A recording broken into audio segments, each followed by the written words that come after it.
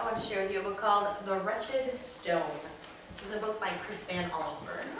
I know that if you haven't started already, you're thinking about fantasy writing. And I know you got some stories, some fantasy stories that you can use as mentor texts. So this is one that might also become a mentor text for you. You may have read it before, or it might be brand new to you, but I'm going to teach you how to think about your reading as readers and sometimes as writers. So even if you've read it before, you're going to get something new out of it this time. Okay? The first thing that I'm noticing is this title, The Wretched Stone, has some interesting word choice. Okay? And sometimes if we're going to expand our vocabulary, we can use some picture clues to help us make a prediction. And I actually wrote that down so that we can remember it. One strategy that we can use to expand our vocabulary is to predict based on picture clues. And I made a little picture there. So if you've got your chart for expand vocabulary in your classroom, you can add that to your chart when you go back. So what I see are some water, I see something yellow here, I see some ropes. Based on these picture clues, if you don't already know, can you turn and tell your partner what you think wretched might mean? Coming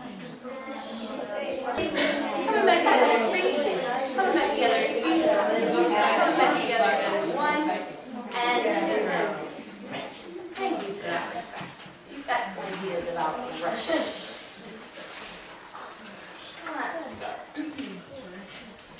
We finished bringing supplies aboard early this morning.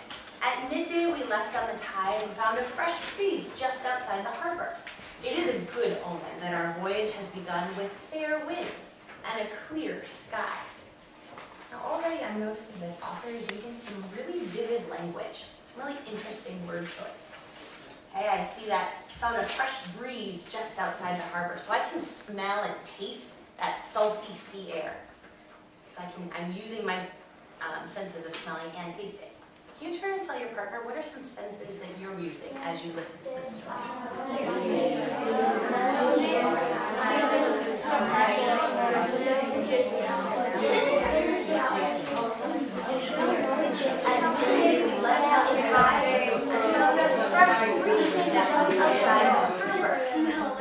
It is a good sign that our voyage has begun with fair winds and clear sky. May 9th. The first mate, Mr. Howard, has brought together a fine crew. These men are not only good sailors, they're accomplished in other ways. Many read and have borrowed books from my small library. Some play musical instruments, and there are a few good storytellers among them. So sometimes, as good readers, we pause and we can make inferences before we make a prediction. So that's guessing what's going to happen in the future. And inference is where you pause in that moment and you sort of dig deeper into that moment. So based on these actions, they borrow books from the library, they play musical instruments, and there are a few good storytellers among them. Okay? Based on the fact that they play musical instruments, I might infer that these are people that are brave because they like to perform. If you play a musical instrument, you must be pretty brave. Okay? Can you turn and tell your partner and then write down on your think mark, what's an inference that you can make about these sailors based on the fact that they read and they play musical instruments and there's some good storytellers. So share it with your partner and then write it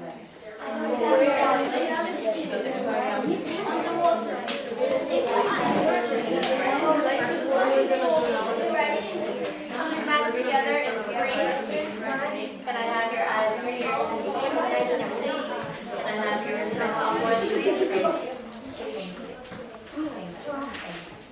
Have your respective 0? If you haven't already, in that first box, don't worry about the page, but just write down. This happened in the book, which makes me infer. So they're good readers, which makes me infer. They're musicians, which makes me infer. They are good storytellers, which makes me infer.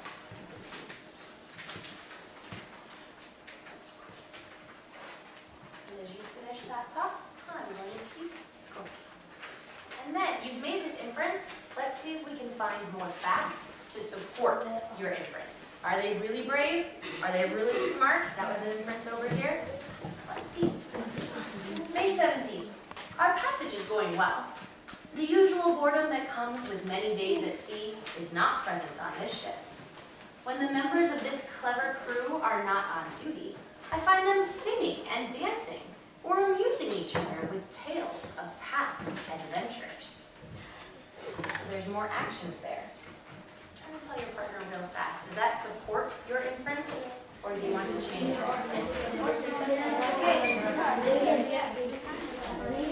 June 5th, land ho! Slightly before sunset, we spotted an island. I have consulted my charts, but I do not see it recorded. This is odd, since ships have sailed through these waters for years. Apparently, they have all missed this small place. We are low on water and would be happy to find fresh fruit growing here. Tomorrow, I will take some men ashore and look about. I find this intriguing. I wonder if they have got these maps and they have these charts and people have been in this water before them, how is it possible that nobody has found this island that they're about to find? Can you try to tell your partner? Actually, can you just write right underneath mark? What do you wonder about this island? What's your question? I wonder how the other people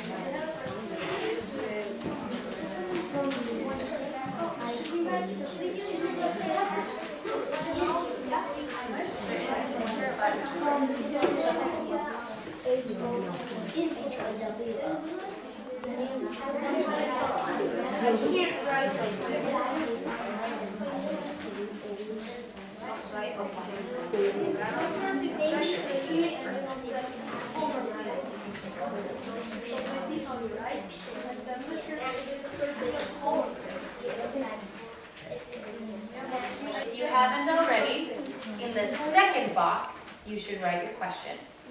And let's put a Q next to that, because that's something that we wonder. So we asked a question. Okay, so right by page, could you write a Q? And while we're at it, right up here, you can write an I, because you made an inference already.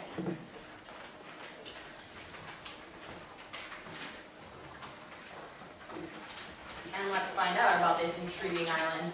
June 6th. I have just returned from the island. It is strange indeed.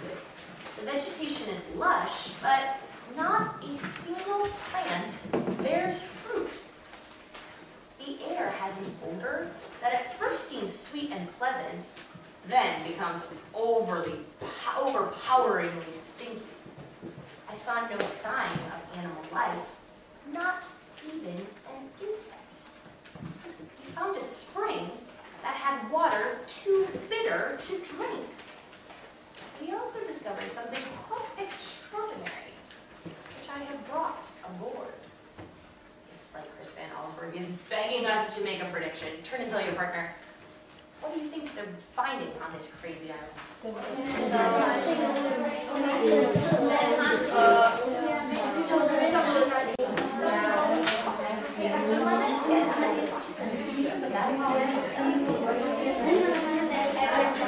have discovered something quite extraordinary, which I have brought aboard. It is a rock approximately 2 feet across. It is roughly textured, gray in color, but a portion of it is as flat and smooth as glass. From this surface comes a glowing light. It's quite beautiful and pleasing to look at. The thing is unbelievably heavy, requiring 6 strong men to lift it. With great effort, we were able to get it aboard and into the forward hold. We have set sail and are underway again. Now, obviously, this stone is important. It's the title of the book. So what they found is important here. So it's important that we have a mental image. Let's figure out what our picture in our mind looks like.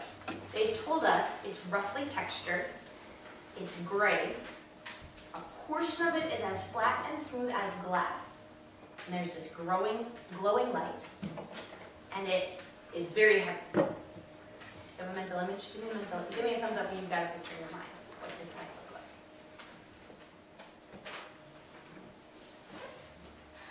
like. Now, as good readers, when we have a mental image, when we have a picture in our mind, as we get more information, we might need to change that picture.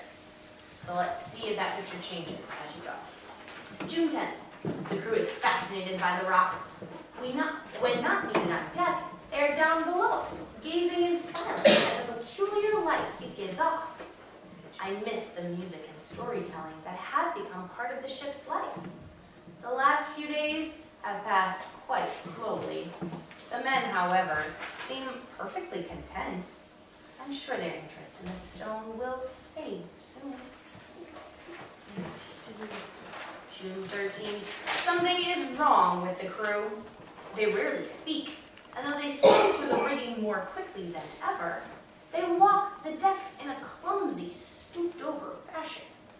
Last night I heard shrieks coming from the forward hold. I believe they have contracted some kind of fever that came on board with a stone. I told Mr. Howard that tomorrow I will have the thing thrown overboard. So as good readers, we have a thought, but then we go back to them, right? You wrote down an inference about these characters. Can you remind yourself what your first inference was? And then tell your partner, how are these characters beginning to change? Starting to be different about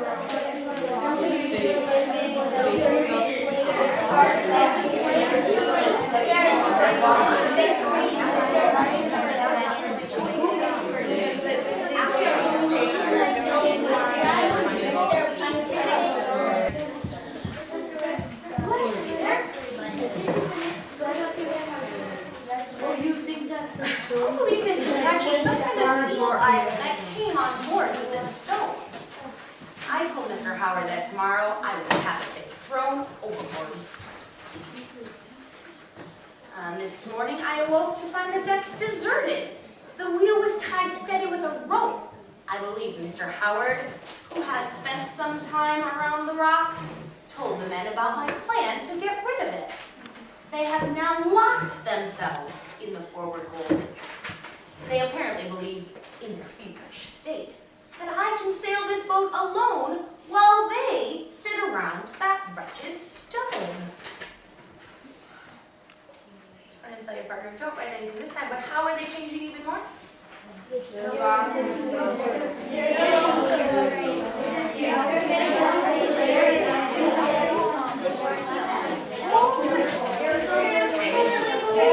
I can sail this boat alone while they sit and watch that wretched stone. We are in grave danger. A powerful storm is headed this way. All morning long, the wind has grown steadily stronger. The sky is filled with dark clouds. I am unable to shorten the sails by myself. With this much canvas up, we'll surely blow over and sink when the full force of the storm arrives. I'm going forward again to try to get the crew to work. All our lives depend on it. This, I am sure, is my last entry. What I have just seen is so horrifying, I barely have the strength to write it down. After I pounded on the door to the forward hatch, it finally swung open, but it was not a man who opened the door. It's not a man. What would it be? It's a monkey. It's a monkey.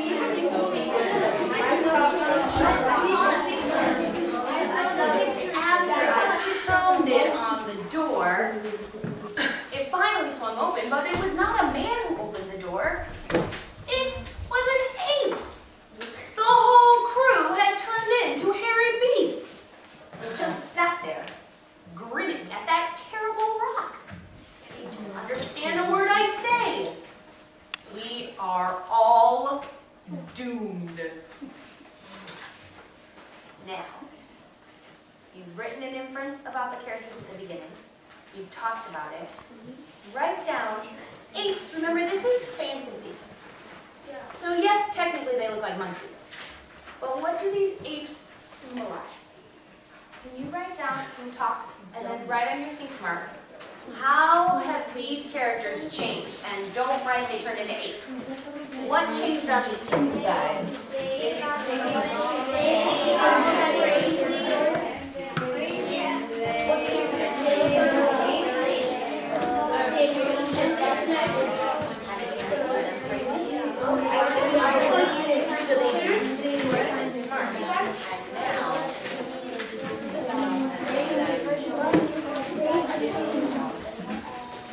They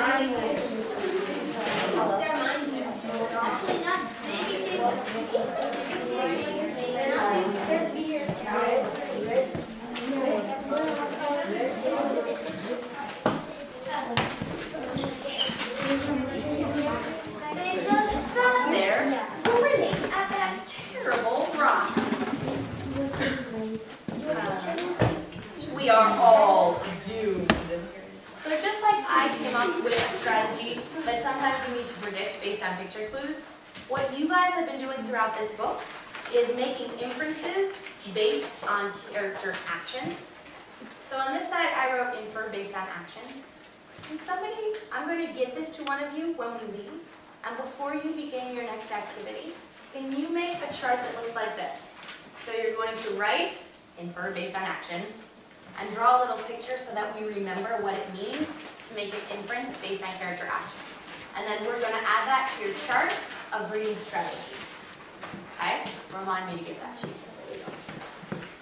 I'm sure this is my last entry. We're all doomed.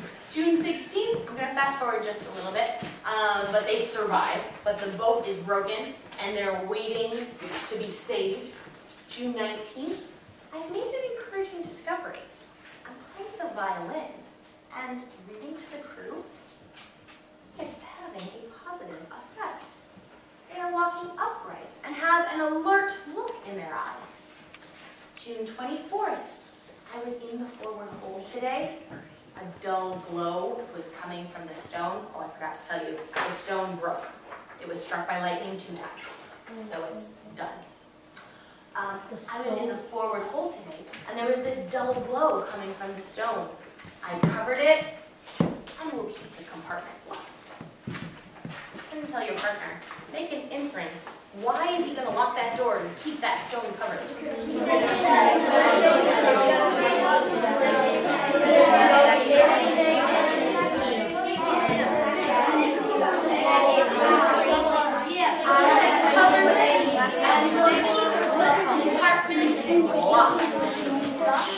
June 28th, I'm happy to report that the men have returned to normal. It seems that those who knew how to read recovered the most quickly. June 30th, we are saved! A ship has been spotted off our starboard side. I've decided to scuttle the Rita Ann. There is only one place for this wretched stone. Before we abandon ship, I will set a fire that will send this vessel and her cargo to the bottom of the sea. July 12th, our rescuers have left us in the harbor town of Santo Domingo. One by one, the crew should be able to sign on to ships passing through and work their way home. We have made an agreement not to talk about the strange events that took place aboard the Rita Ann. The men appear to have recovered completely, though some show an unnatural appetite for the fruit that is available here. And if you giggle, you're making an inference. Banana. What does that mean? So little bit of money. So, what you've done today is you've realized that your think marks can be used not only for new words, although you should use them for that, but you can also use them to make predictions based on picture clues. You can use them to make inferences based on character actions. You can use them to ask questions. Okay? You need to record your thoughts so that you can go back to them and review them, just like we reviewed our inferences about the characters at the beginning of the book and at the end of the book. So you should use your think marks every time you read to capture your powerful thoughts.